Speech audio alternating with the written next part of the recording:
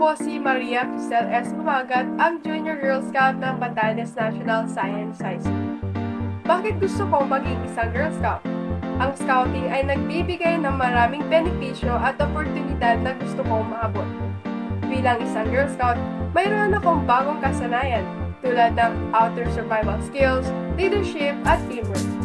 Nagbibigay ito sa akin ng pagkakataon na makilala ko ang iba't ibang tao at magkaroon ng mga bagong kaibigan. Bukod pa rito, ang Girl Scout ay nagbibigay ng mga pagkakataon sa serbisyo sa komunidad at pagtulong. Sa kabuuan, ang pagiging isang Girl Scout ay nagbibigay sa akin ng kakayahan na maging responsable, matatag at mapagmahal sa kapwa.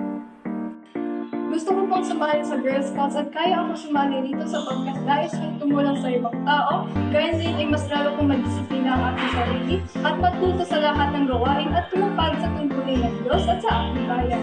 Nilalayan ko ito na tulungan ng mga balang kababaihan na matanto ang kanilang mga lipunin ng pagkababae at ihanda sila para sa kanilang mga lipunin at responsibilidad sa kanilang tahanan at sa buong bansa.